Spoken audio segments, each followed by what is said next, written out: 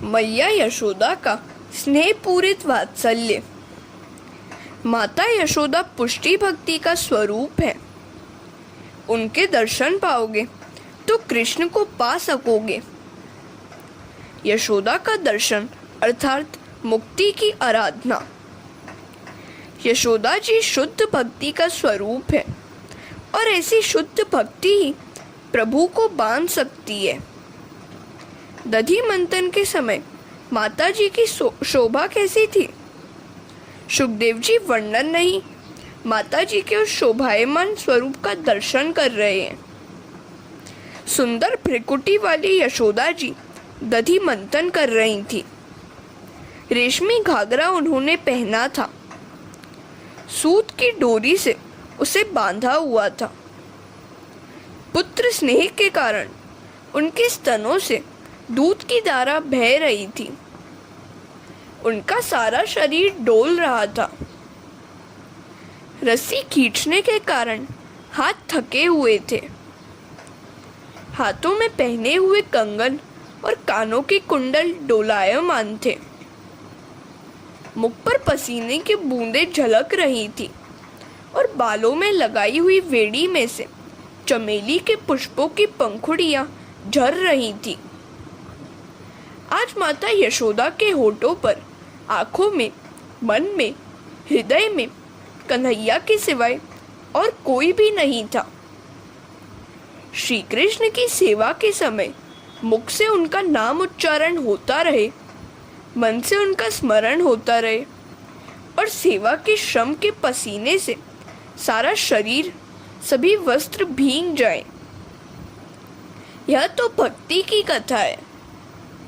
धन संपत्ति के लिए पसीना बहाने वाले तो बहुतेरे मिल जाएंगे, किंतु प्रभु सेवा के लिए पसीना बहाने वाले कितने हैं?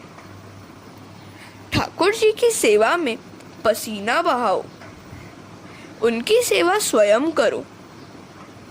आजकल तो लोग रुपए पैसे के लिए अपनी कमर तोड़ते हैं, किंतु ठाकुर जी का चंदन घिसले के लिए नौकर रखते हैं। ऊपर के श्लोकों में भक्ति का निरूपण है। शरीर द्वारा दधि मंथन रूप सेवा कर्म हो रहा है। हृदय में कृष्ण स्मरण की सरिता बह चली है। वाणी बाल चित्र के गान का गुंजन कर रही है। भक्ति तन, मन, वचन से अपने प्यारे लाला की सेवा में संलग्न है। रेशमी वस्त्र पवित्रता का प्रतीक है। उसकी डोर कसकर बांधी हुई है, अर्थात आलस्य, प्रमाद का अंश तक नहीं है। वैसे तो वस्त्र वासना का प्रतीक है। सूत के वस्त्र की अपेक्षा रेशमी वस्त्र अधिक मुलायम, महीन होता है। तो यह रेशमी वस्त्र है सूक्ष्म वासना। शरीर की उत्पत्ति और आधार रजोगुण है। सूक्ष्म वासना नहीं होगी तो शरीर भी नहीं रहेगा। वासना निःशेष हो जाने पर जीव ईश्वर से एकरूप हो जाता है। सामान्य व्यक्ति की तुलना में वैष्णव की वासना दिव्य होती है। मन पूर्णतः वासनाहीन होने पर ईश्वर के साथ जा मिलता है। स्वयं ही सुख भोगने की इच्छा बाधक है। औरों को सुखी करने की इच्छा बाधक नहीं है। पराये की सेवा करने की इच्छा सूक्ष्म वासना है। भक्ति मार्ग अपनाने के बाद सुखोपभोग की इच्छा न करो, औरों को सुखी करने की इच्छा करो। सुख का स्वयं उपभोग करने की इच्छा करने वाला इंद्रियों का दास ही होगा। हरे कृष्णा। भगवत सेवा में शरीर खपा दो। शरीर पसीने से तर हो जाए तब तक ठाकुर जी की सेवा करो। ठाकुर जी के उपयोग में न आने वाला शरीर वृथा है। तुलसी दल के बिना ठाकुर जी की सेवा हो नहीं पाती। यह शरीर श्री कृष्ण का है, श्री कृष्ण के लिए है। यह शरीर धर्म क्षेत्र है। धर्म क्षेत्र अर्थात विष्णु क्षेत्र रूपी यह देह भोग के लिए नहीं है। यशोदा ने शारीरिक सेवा की। शारीरिक सेवा तो करनी ही है, किंतु यदि मन से सेवा नहीं की गई तो आनंद लाभ नहीं होगा। सेवा करते करते आंखें गीली हो जानी चाहिए और हृदय पिघल जाना चाहिए। ऐसे सद्भाव पूर्वक सेवा करने वाले आजकल बहुत कम हैं। सेवारत यशोदा जी की आंखों में श्री कृष्ण है और हृदय में भी। दधि मंथन के समय उनकी दृष्टि तो कन्हैया की ओर ही स्थिर है। कामकाज करते समय हमारी दृष्टि यशोदा जी की भांति श्री कृष्ण की ओर ही रहनी चाहिए। सभी गोपियां भी खान पान कामकाज के समय भी गोपाल कन्हैया की ओर ही टकटकी लगाए रहती थी। व्यवहार छूटता नहीं है और उसे छोड़ना भी तो नहीं है, किंतु व्यवहार के साथ साथ परमार्थ को याद रखो। अपना लक्ष्य कभी न भूलो। सभी संत महात्माओं को कुछ न कुछ कामकाज करना ही पड़ता है। कामकाज के समय भगवान को भूल जाना अपराध है। इस संसार में कोई केवल धन के लिए जीता है तो कोई केवल स्त्री के लिए, कोई संपत्ति के लिए जीता है तो कोई पुत्र परिवार के लिए। ऐसा व्यवहार इष्ट नहीं है। पैसा नहीं, परमात्मा को देखना है। आदर्श को, लक्ष्य को ध्यान में रखकर किया गया व्यवहार ही भक्ति है। व्यवहार शुद्ध होगा तो भक्ति आएगी। लक्ष्य को भूलकर किया गया व्यवहार बाधक होगा। लक्ष्य को भूल जाओगे तो लक 84 के फेर में फंस जाओगे। व्यवहार निभाते समय दृष्टि भगवान की ओर स्थिर रखोगे तो वह व्यवहार ही भक्ति बन जाएगा। यशोदा है पुष्टि भक्ति। पीला वस्त्र वैष्णवी भक्ति का प्रतीक है। संसार है गागर। मंथन करके प्रेम रूप नववीत पाना है। परमात्मा की मांग है प्रेम। घर का कारोबार करते समय यशोदा जी की भांति मुख में प्रभु नाम और दृष्टि में प्रभु का स्वरूप होना चाहिए। पुष्टि भक्ति में भक्ति और व्यवहार भिन्न नहीं है। भक्त का प्रत्येक व्यवहार भक्तिमय होना चाहिए। जो कुछ काम करो भगवान की आज्ञा समझकर करो। जब तक व्यवहार पूर्णतः शुद्ध नहीं होगा तब तक भक्ति भली भांति हो नहीं पाएगी।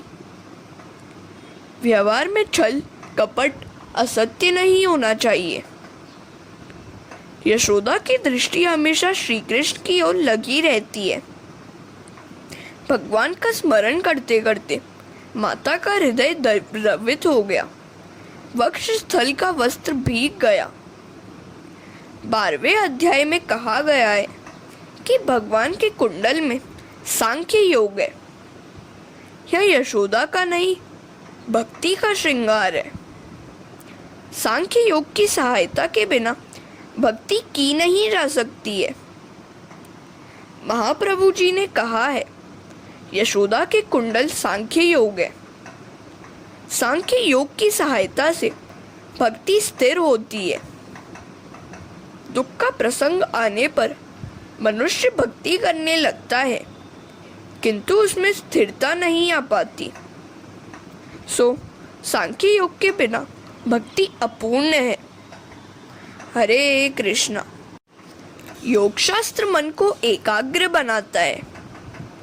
योग मन को एकाग्र बनाने के लिए उपयोगी है। सांख्य शास्त्र का अभ्यास किए बिना चेतन आत्मा जड़ शरीर से पृथक नहीं हो पाता। सांख्य शास्त्र मन को शुद्ध करता है। इन दोनों की आवश्यकता है। यदि भक्ति करनी ही है तो आत्मा को शरीर से पृथक कर लो और मन को एकाग्र करो। शारीरिक आनंद अपना नहीं है। बार बार सोचो कि चेतन आत्मा और जड़ शरीर दोनों एक नहीं, भिन्न है।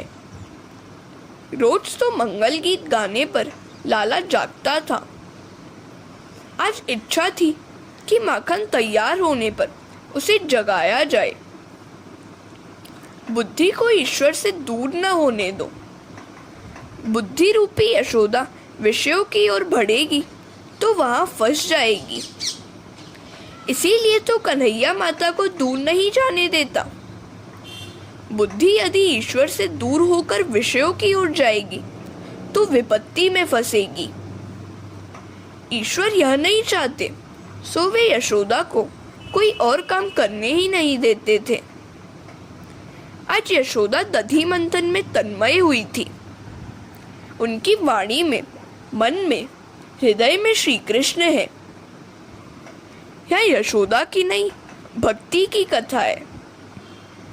यशोदा का तन, मन, वचन एक हो गए थे। वे मनसा वाचा कर्मणा ईश्वर की सेवा कर रही थी। अतः कृष्ण स्वयं जग गए। रोज तो कृष्ण को जगाने के लिए मंगल गान करना पड़ता था। आज उन्हें जगाने का उपचार करना नहीं पड़ा। अनन्य भक्ति कन्हैया को जगाती है। श्री कृष्ण आज अपने आप जग गए। कन्हैया को जगाना है। यशोदा के हृदय में बसा हुआ कन्हैया जागा, किंतु हमारे हृदय का कन्हैया तो अभी तक सोया हुआ है। इसे जगाना है, ईश्वर को जगाना है। वैसे तो श्री कृष्ण सर्वव्यापी ब्रह्म है, सभी के हृदय में उनका वास है, किंतु सुषुप्तावस्था में है। उनको जगाना है। यशोदा जैसी भक्ति करोगे, वस्तु की आवश्यकता नहीं है। अंदर सोए हुए भगवान को जगाना है। भगवान जागे नहीं कि आनंद ही आनंद हो जाएगा। सच्चे वैष्णव के शरीर का पसीना बहता है, तब ठाकुर जी जागते हैं। वैष्णव दुखी होता हो तो लाला चैन से सो नहीं सकेगा। शुद्ध प्रेम को परिश्रम सता नहीं सकता। यदि यशोदा की भांति सेवा करोगे तो तुम्हारी भक्ति को देखकर तुम्हारे हृदय में सोया हुआ कन्हैया अवश्य जागेगा। यशोदा जी की निष्काम भक्ति को देखकर भगवान सकाम बने। भक्ति उमड़ने लगती है तो भगवान सकाम स्तन्य काम बनते हैं। उपनिषद भगवान को निष्काम बताती है। सुखदेव जी भगवान को सकाम कहते हैं। ताम स्तन्य काम आसाद्य मथनंती जननी हरि। उस समय भगवान श्री कृष्ण स्तनपान करने की इच्छा से माता के पास आए, जो दधी मंथन कर रही थी। वैसे तो ईश्वर निराहारी है, किंतु यह तो भक्त के हृदय की भावना है। भक्त का हृदय जब प्रेमाद्र होता है तब भगवान भूखे होते हैं। हरे कृष्णा। कन्हैया जागा तो माता को ढूंढता हुआ इधर आ पहुंचा। उसने पीछे से माता का आंचल खींचा। यशोदा तो अपने काम में ऐसी लीन थी कि उन्हें खबर तक नहीं हुई। कन्हैया माता से कहने लगा, माँ, मुझे भूख लगी है, पहले मुझे दूध पिला। यशोदा साधक है, दही मंथन साधन है और श्री कृष्ण साध्य है। साधना ऐसी करो कि साध्य अपने आप आ मिले। साधन तन्मय साधक को साध्य स्वयं जगाता है। मनुष्य साधारणतः सच्चे हृदय से साधना करता नहीं है, अतः वह भगवान को देख नहीं पाता है। यदि तुम कन्हैया के पीछे लग जाओ तो वह अवश्य मिलता है। कन्हैया तो जीव से मिलने के लिए स्वयं आतुर है, किंतु जीव ही उसकी अपेक्षा करता रहता है। साधना ऐसी तन्मयता से करो कि देहभान तक शेष न रहे और साध्य स्वयं तुम्हारे पीछे दौड़ने लगे। यशोदा की भक्ति देखकर कृष्ण ने पीछे से आंचल पकड़ लिया। तुम भी सेवा साधना में ऐसे डूब जाओ कि साध्य स्वयं तुम्हारे द्वार पर आ जाए। यही तो है पुष्टि भक्ति। शरीर से भक्ति करते समय आंखों में और मन में कृष्ण को बसाए रखो।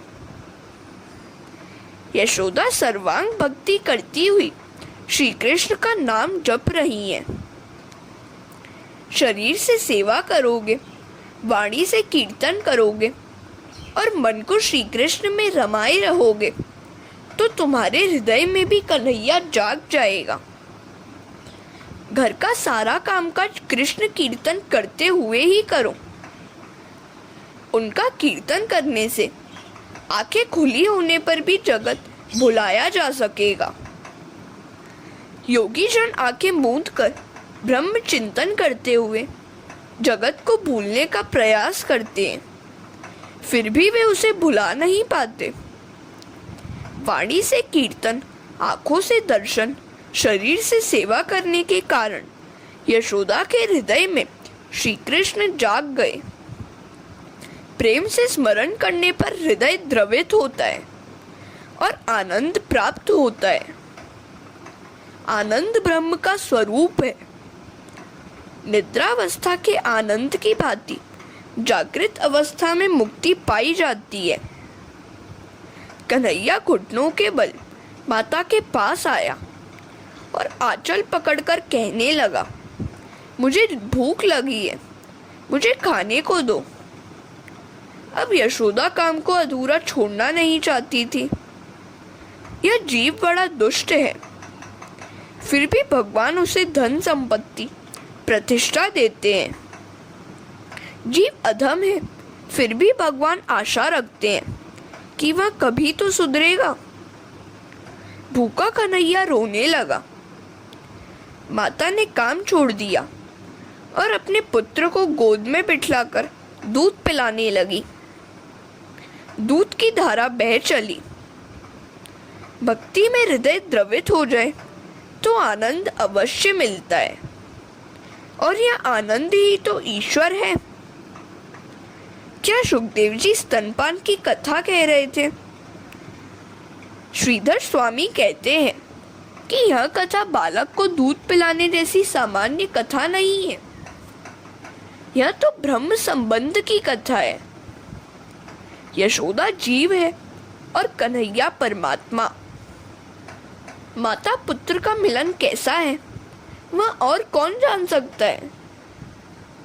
यशोदा बालक को दूध पिला रही है, इतनी बात नहीं है। यह तो ब्रह्म संबंध स्थापित हुआ है। यह तो अद्वैत की कथा है।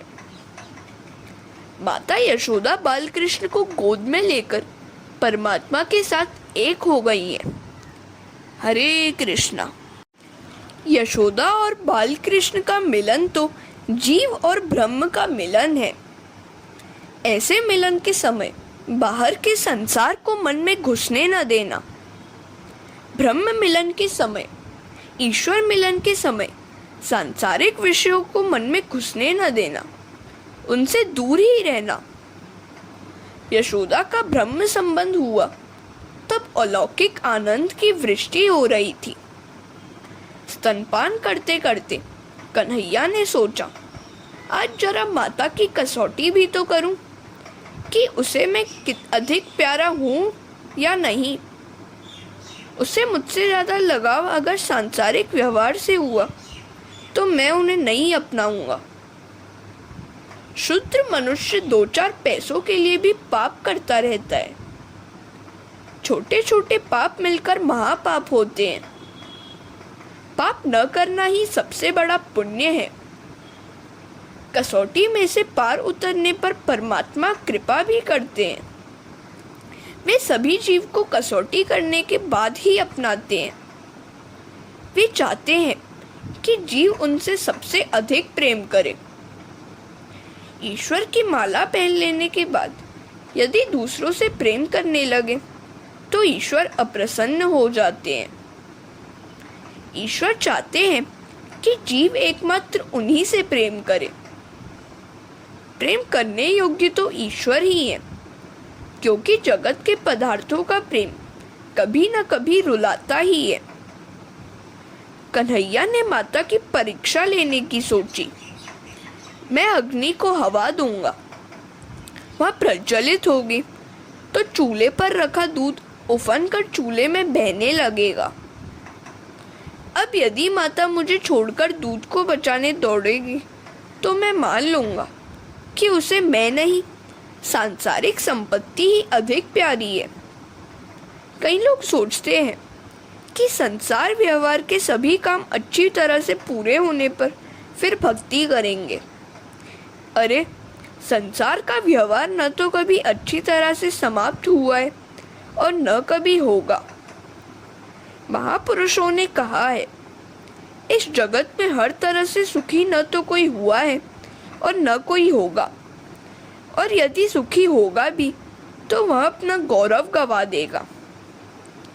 संसार में कठिनाइयां तो आती ही रहेंगी, किंतु एक भी क्षण परमात्मा का स्मरण न छोड़ने की प्रतिज्ञा करनी होगी। ऐसा करने पर ही पाप से पुण्य पड़ जाएगा। जब मनुष्य का जन्म मिलता है तो पाप और पुण्य दोनों झेलने पड़ते हैं। दुखद प्रसंग आने पर मन को समझाया जाए कि पाप घट रहा है। कन्हैया की आज्ञा से अग्नि प्रज्वलित हुई और दूध उफनता हुआ बाहर बहने लगा। इन साधु लोगों को और कोई काम तो है नहीं। दिवस में स्वाद रहित अन्न एक बार खाकर सारा दिन राधे कृष्ण का चिंतन करते रहते हैं। इस दूध के उफनने के प्रसंग में वे कुछ कारण इस प्रकार बताते हैं। वह दूध ऋषि रूपा गाय था। ऋषि रूपा गाय का था। ऋषि तप और साधना करते करते थक गए, फिर भी उनके मन में बसे हुए काम का नाश नहीं हो पाया।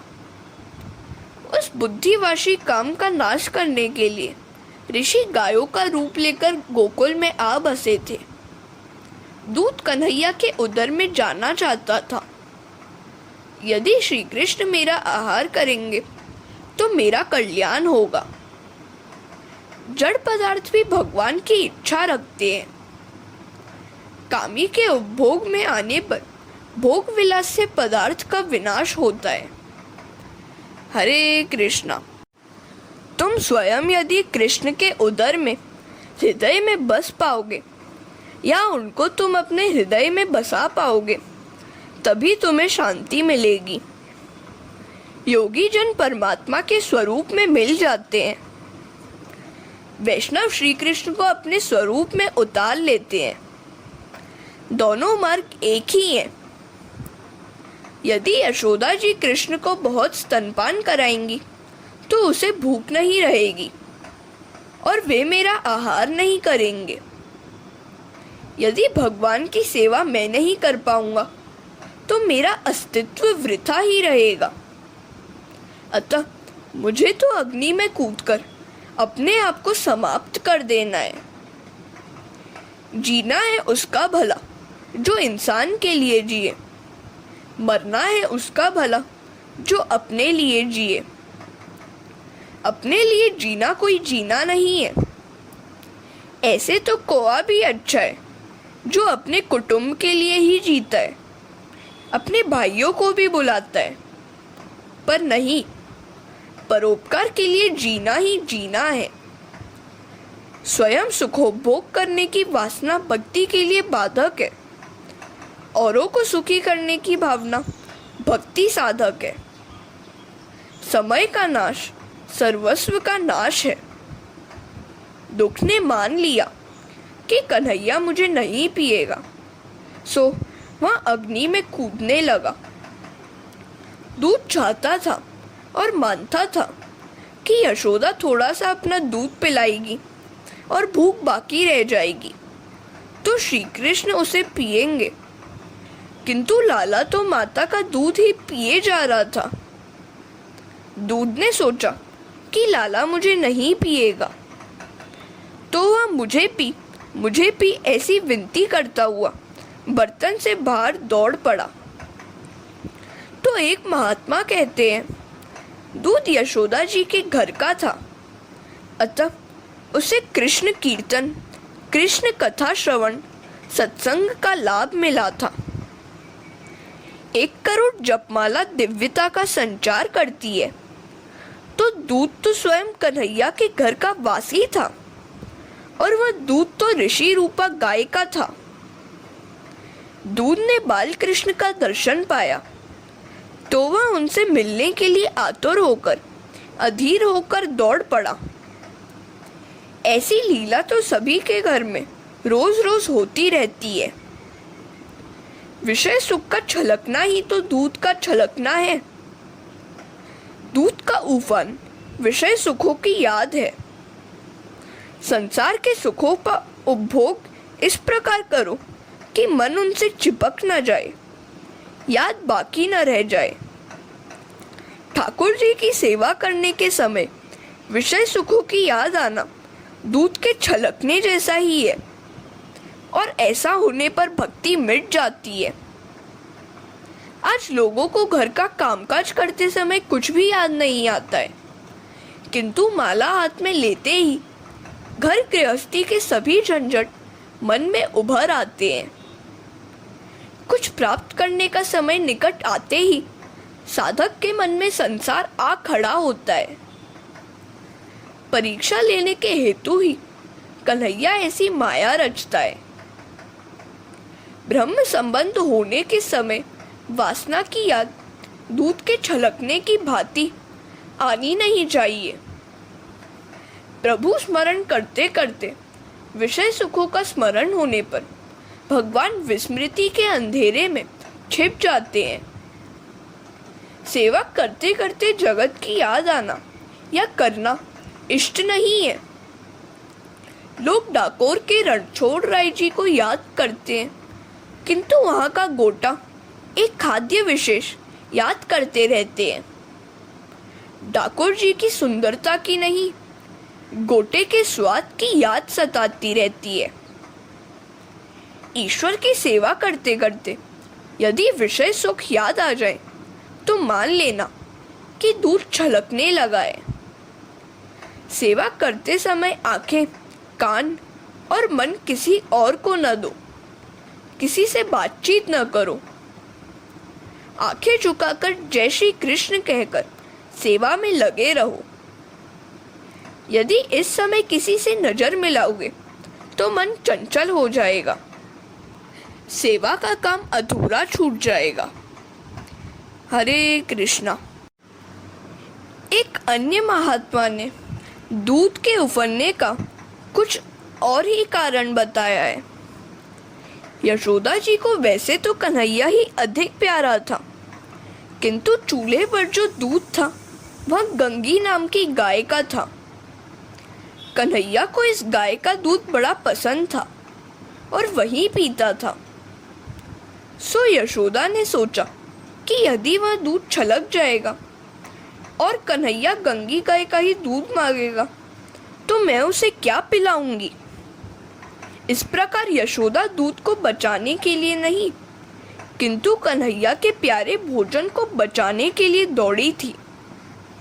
प्रियजन की अपेक्षा प्रियजन की वस्तु अधिक प्रिय लगती है। एक और महात्मा कुछ इस प्रकार कहते हैं, दूध ने परमात्मा को यशोदा की गोद में देखा। ईश्वर दर्शन के बाद भी मुझे अग्नि की याद सहनी पड़ती है। मेरा दुख ताप अभी तक कम नहीं हो पाया है। मेरे बहुत पाप है, मैं जीने योग्य नहीं हूँ। मुझे अग्नि में कूदकर मर ही जाना चाहिए। ऐसा सोचकर दूध छलकने लगा। यशोदा जी लाला को एक ओर लेटाकर चूल्हे पर दूध का बर्तन उतारने के लिए दौड़ी। जीव भी बड़ा विचित्र है। अपना व्यवहारिक कार्य करते समय ईश्वर को याद करता रहता है, किंतु जब ईश्वर उसकी गोद में आ बैठते हैं, ईश्वर से संबंध जुड़ जाता है, तब वह ईश्वर को एक ओर रखकर छोड़कर उस सांसारिक कार्य के पीछे दौड़ लगाता है। ब्रह्म संबंध होने पर संसार का स्मरण हो आना तो उस दूत का छलकना ही है। कई लोग माला तो फेरते हैं, किंतु उनका मन तो साग सब्जी की खरीद में, घर गृहस्थी की चिंता में लगा होता है। ऐसे जप में प्रभु का नहीं, उन वस्तुओं का जप होता रहता है। वियोग में अपेक्षा का जानना गुण दर्शन है, संयोग में उपेक्षा का भाव दोष दर्शन है। कन्हैया दूर था तो यशोदा उसे गोद में उठाने के लिए लालायित थी, और अब गोद में आया है तो उसकी उपेक्षा करके दूध के पीछे भागने लगी। सुलभ वस्तु की उपेक्षा करना तो जीव का स्वभाव ही है। भगवान ने सोचा कि यशोदा ने कई व्रत जप किए तो मैं उसे मिला, किंतु अब दो सेर दूध के लिए मुझे छोड़ चली है। लाला को छोड़कर यशोदा जी सांसारिक काम करने गई। लाला ने सोचा कि माता को वह नहीं, संसार ही अधिक प्यारा है, तो माता को सीख देने हेतु लाला ने पत्थर मारकर एक मन दही का घड़ा फोड़ दिया। श्री महाप्रभु ने आज्ञा की है कि श्री कृष्ण की सेवा लौकिक भाव से कभी न करना। अलौकिक सेवा छोड़कर लौकिक कार्य सुधारने जाओगे तो भगवान उसे और बिगाड़ेंगे। प्रभु को अलौकिक और लौकिक दोनों की चिंता है। उनको हमारी बड़ी चिंता रहती है। यदि मनुष्य चिंता करके अपने हृदय को जलाता रहेगा तो मेरा क्या होगा, ऐसा वे सोचते हैं। मैं समर्थ हूँ और मेरा स्वामी तो सर्व समर्थ सर्वशक्तिमान है, ऐसा मानकर निश्चिंत होकर भगवान का स्मरण मनन चिंतन करते रहो। भगवत स्मरण सेवा करते समय घर में यदि कुछ नुकसान हो तो होने दो। तन ठाकुर जी के पास हो और मन रसोई घर में, तो वह सेवा कैसे कही जाएगी। हरे कृष्णा। भगवत सेवा को अधूरी छोड़कर लौकिक काम सुधारने जाओगे तो वहां और भी बिगड़ेगा। इसीलिए तो श्री कृष्ण ने दही का घड़ा फोड़ दिया। श्री कृष्ण ने विषयासक्ति रूपी घड़ा फोड़ दिया। यशोदा की विषयासक्ति नष्ट करने के हेतु दही का बर्तन फोड़ दिया।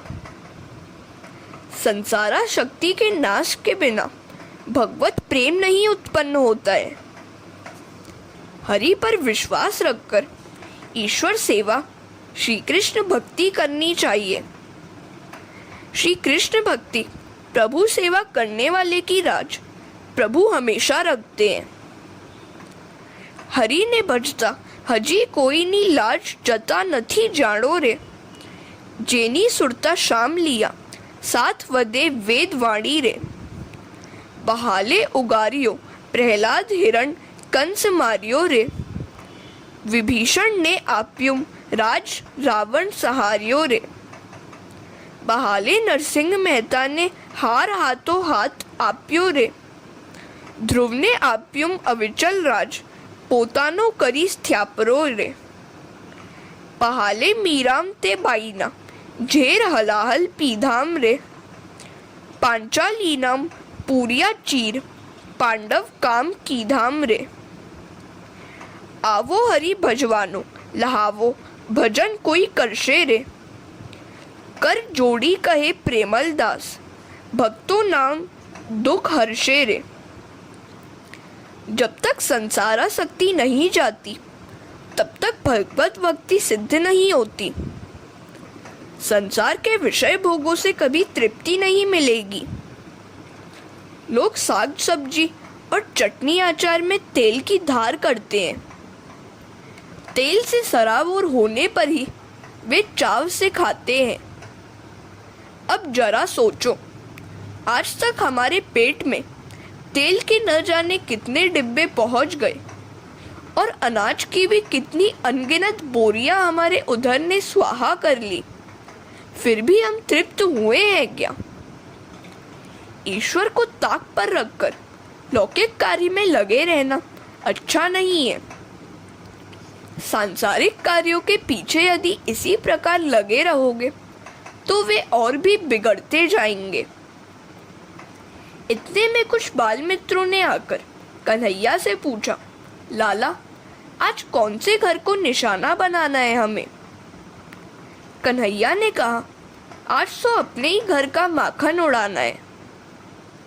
आज भगवान अपने ही घर का दही माखन खिला रहे हैं। किए हुए उपकारों को भगवान कभी नहीं भुलाते। रामावतार में वानरों ने उनकी बड़ी सेवा की थी, सो श्री कृष्ण आज उनको भी दही माखन खिला रहे हैं। यशोदा ने वापस आकर देखा तो मटकी फूटी हुई थी, दही इधर उधर बिखरा था और कन्हैया गायब था। कन्हैया ने रूठ कर यह पराक्रम किया था। लाला छीके पर से माखन उतारकर बाल मित्रों और वानरों को खिला रहा था। वानर अर्थात मन वानर सा चंचल है, किंतु श्री राम और श्री कृष्ण के सामने तो वह हाथ जोड़कर सिर नवाकर खड़ा रह जाता है। उनके बिना चंचल मन रूपी वानर शांत नहीं होता। वानर फलाहार करते हैं और निर्वस्त्र रहते हैं, वे तो साधु जैसे हैं। कन्हैया उन्हें माखन खिला रहा है। यशोदा ने लाला को चोरी करते देखा तो मान लिया कि गोपियों की बात सच्ची थी। लाला की चोरी करने की आदत है। लाला को पकड़कर बांधना होगा। जिस ओखली पर वह खड़ा है उसके साथ ही मैं उसे बांध दूंगी। यशोदा लकड़ी लेकर कृष्ण के पीछे दौड़ी। हरे कृष्णा। यशोदा लकड़ी लेकर कृष्ण को मारने के लिए पीछे दौड़ी तो मित्रों ने लाला से कहा, माँ आई, भागो।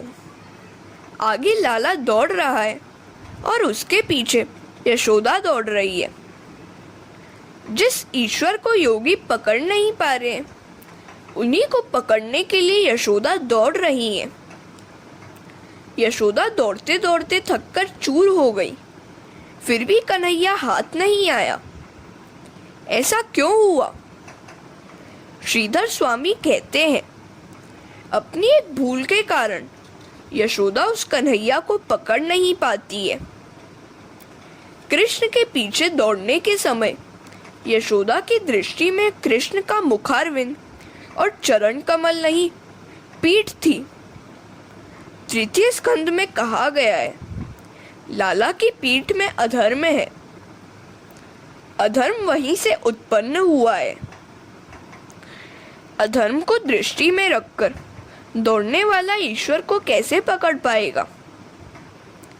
भक्ति धर्म की मर्यादा में रहकर करो। भक्ति धर्मानुकूल होनी चाहिए। भक्ति में अधर्म आया नहीं कि वह भ्रष्ट हो गई। कर्ता ने जिसे जो कर्तव्य दिया है उसको बराबर निभाया जाए। जो अपना कर्तव्य, अपना धर्म छोड़ देता है, उसकी भक्ति सफल नहीं हो पाती। संध्या कर्म किए बिना सेवा करने वाले ब्राह्मण की सेवा ईश्वर कभी नहीं स्वीकारते। यदि घर में पतिदेव बीमार है और उनकी उपेक्षा करके स्त्री मंदिर जाए तो उसकी भक्ति पूजा भगवान क्यों स्वीकार लेंगे? अपने पति और संतान की उपेक्षा करके कथा कीर्तन करने वाली या मंदिर जाने वाली स्त्री की सेवा कभी सफल नहीं होती। प्रभु कहते हैं, मुझे कर्तव्य की, धर्म की मर्यादा बड़ी प्रिय है। उसकी भक्ति करते समय कर्तव्य और धर्म की मर्यादाओं का पालन करना ही चाहिए। यशोदा लाला को पकड़ नहीं पा रही है क्योंकि वह भक्ति अधर्म के पीछे दौड़ रही है। एक महात्मा दूसरा ही कारण बताते हैं। यशोदा के हाथ में लकड़ी थी। लकड़ी लिए वह पकड़ने दौड़ी। यह लाला को पसंद नहीं है, उसे डर लगता है। लकड़ी अभिमान का प्रतीक है। पुष्टि संप्रदाय तो लाला की सेवा करने को कहता है। लकड़ी लेकर दौड़ने का अर्थ है अभिमान को साथ लेकर दौड़ना। अभिमानी सेवा नहीं करता। कृष्ण कहते हैं, अपना अभिमान छोड़कर ही मेरे पास आना। तो वल्लभाचार्य जी कहते हैं, भक्ति यदि अभिमान को अपने साथ ही लेकर भगवान को पाने चलेंगी तो सफल नहीं होंगी। यशोदा जी की बुद्धि रूपी भक्ति लकड़ी रूपी अभिमान को लिए हुए कन्हैया को पकड़ने चली है, सो पकड़ नहीं पा रही है। सत्कर्म किए जाने के बाद भी यदि आंतरिक अभिमान बढ़ता जाता हो तो वह सत्कर्म किस काम का। भगवान सभी दोषों को क्षमा करते हैं किंतु अभिमान को नहीं। अभिमान होने से भगवान की उपेक्षा होती है। अभिमान करने जैसा जब कुछ है ही नहीं तो फिर हम अभिमान कर ही क्यों रहे हैं। राजा को रंक बनते, रंक को राजा बनते, लाख को खाक होते हुए देर नहीं होती। अभी तो बहुत सा वैभव है और कुछ ही क्षणों में अच्युतम केशवम भी हो जाता है। फिर भी हम अभिमान क्यों करते हैं। यशोदा दौड़ते दौड़ते थक गई, फिर भी कन्हैया हाथ न लगा। अब लकड़ी भी बोझ सी लगने लगी। उन्होंने लकड़ी फेंक दी। कन्हैया भी तो यही चाहता था कि माता लकड़ी रूपी अभिमान छोड़ दे। माता ने लकड़ी फेंक दी तो कन्हैया न केवल रुक गया अपितु वापस आने लगा। यशोदा ने श्री कृष्ण का मुख देखा, मुख दर्शन हुआ और लाला पकड़ा गया। लाला के मुख में धर्म निहित है। त्यक्त्वा यष्टिम। हरे कृष्णा।